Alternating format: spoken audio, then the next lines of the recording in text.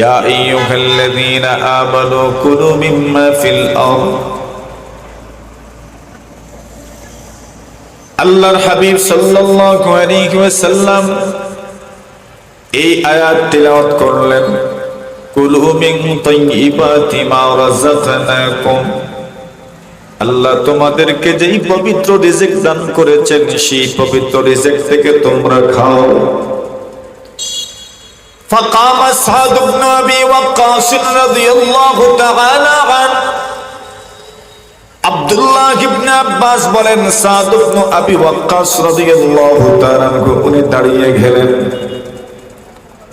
তাৎক্ষণিক দাঁড়িয়ে রাসূলকে বললেন, ইয়া রাসূলুল্লাহ, ইয়া হাবিবাল্লাহ, উদউল্লাহ লি আইয়াজালানি মুস্তাজাবাদ দাওয়াত। ওগো নবীজি, আপনি আমার জন্য দোয়া করেন, আল্লাহ যেন আমাকে মুস্তাজাবাদ দাওয়া বানায় দেন।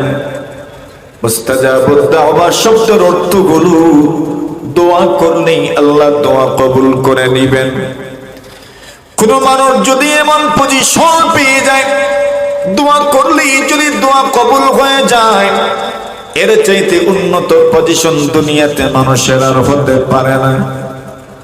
সাদ ইবনে আবি ওয়াক্কাস বলেন, ইয়া রাসূলুল্লাহ, নবীজি গো, আমার জন্য আপনি দোয়া করেন, আল্লাহ যেন আমার দোয়া কবুল করে নেন। আল্লাহ রাসূল বিশ্ব নবীজি বলেন, না, আমি তোমার জন্য দোয়া করে দিলাম, আর তুমি এমন পজিশনে পৌঁছে গেলে তুমি দোয়া করলেই দোয়া কবুল হয়ে যায়। তবে তুই এটা শুধু তুমি একজনেরই ব্যাপার হয়ে গেল, আমি দোয়ার মাধ্যমে তোমাকে ওই পজিশনে উন্নীত করে দিলাম, তবে তো আমার অন্য কোন উম্মতের ফায়দা হবে না। বরং আমি তোমাকে এমন কোন আমল বলে দিচ্ছি, যে আমল তুমি যদি করো, কিয়ামত পর্যন্ত পৃথিবীর বুকে যত মানুষ আসবে, প্রত্যেকটা মানুষ যদি সে আমলটা করতে পারে, প্রত্যেকটা মানুষ এমন পজিশনে পৌঁছে যাবে, দোয়া করলেই দোয়া কবুল হয়ে যাবে। সাদ ইবনে আবি ওয়াক্কাস রাদিয়াল্লাহু তাআলা আনহু বলেন, ইয়া রাসূলুল্লাহ, অবশ্যই বলুন, কোন সে আমল যে আমল করলেই মানুষ এমন একটা পজিশনে পৌঁছে যায়, দোয়া করলেই দোয়া কবুল হয়ে যায়। আল্লাহ রাসূল সাল্লাল্লাহু আলাইহি ওয়াসাল্লাম বলেন, আতিবে মাতআমা তাকুন মুস্তাজাবাদ দাওয়া। এরে সাদ, তুমি তোমার খাদ্য হালাল করে নাও, তোমার গাজা তুমি হালাল করে নাও, যা খাবে তুমি হালাল খেয়ে নাও, যা খাবে তুমি হালাল খাও, অভ্যস্ত হয়ে যাও।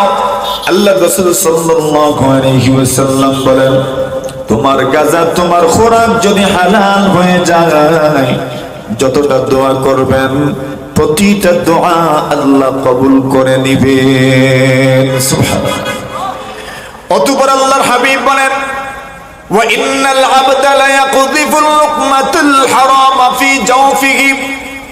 দুনিয়ার কোন মানুষ যদি তার পেটের ভিতরে এক লুকমা হারাম যদি তার পেটের ভিতরে ঢুকায়, আল্লাহ রাসূল সাল্লাল্লাহু আলাইহি ওয়াসাল্লাম বলেন, মাত্র এক লুকমা হারাম তার পেটের ভিতরে ঢুকাইলো।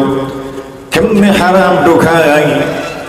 সুদের মাধ্যমে টাকা উপার্জন করলো, এবং ওই সুদের উপার্জিত টাকার মাধ্যমে চাউল কিনে আনলো, মাছ কিনে আনলো, তরকারি সবজি কিনে আনলো, অথবা অন্য কোনো ফাস্ট ফুড অথবা অন্য কোনো নাস্তা জাতীয় জিনিস খাইলো, পেটের ভিতরে ঢুকলো। যা ওইটা কেমন টাকা? হালাল না হারাম? বরং হারাম টাকা দিয়ে কিনলো।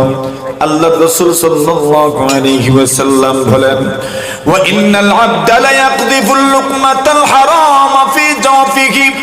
দুনিয়ার কোন মানুষ, কোন পুরুষ মহিলা হারাম টাকার মাধ্যমে কোনো কিছু কিনে যদি সামান্য পরিমাণ তার পেটের ভিতরে ঢোকায়, আল্লাহ রাসূল বলেন, মা ইউতাকাব্বালু মিন আমালু 40 ইয়াওমা।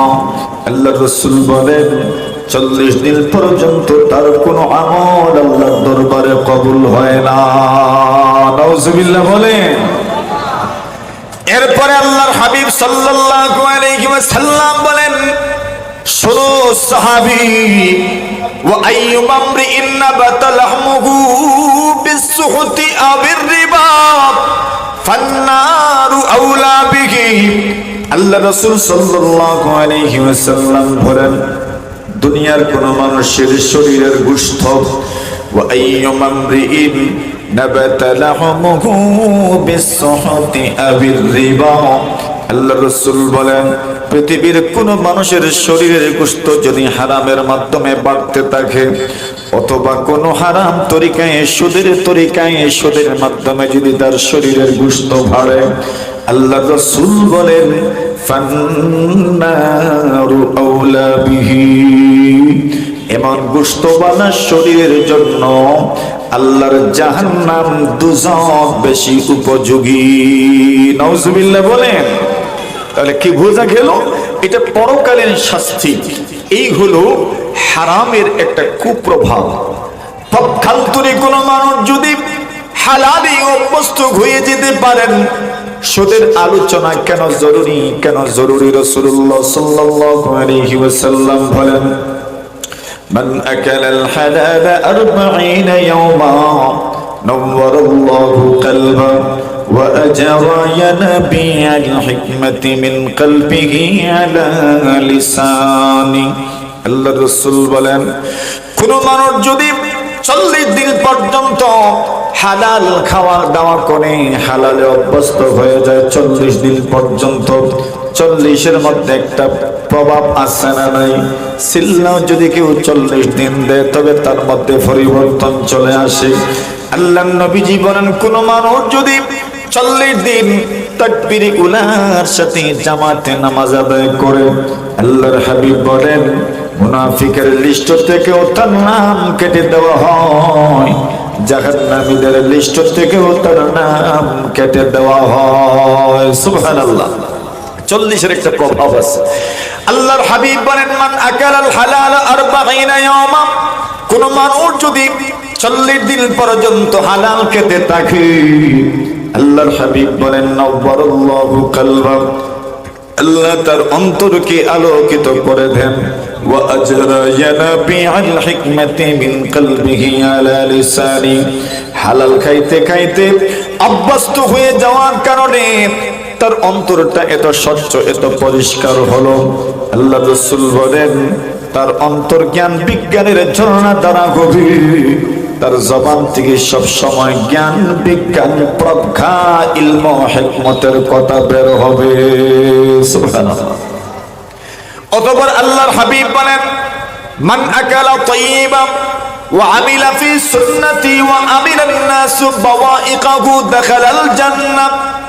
আল্লাহর হাবিব বলেন, উম্মত, দুনিয়ার কোন মানুষ যদি হালাল খেতে পারে, ওয়া আমিলান নাসু বাওয়াইকাহু, দুনিয়ার কোন মানুষ তার মাধ্যমে আক্রান্ত হলো না, কষ্ট পেল না, ওয়া আমিলা ফি সুন্নতি, আমি নবীজির সুন্নতের উপর তরিকা মতো আমল করলো এবং হালাল খেলু, হালাল খাইলু, আল্লাহ রাসূল বলেন দাখালাল জান্নাহ।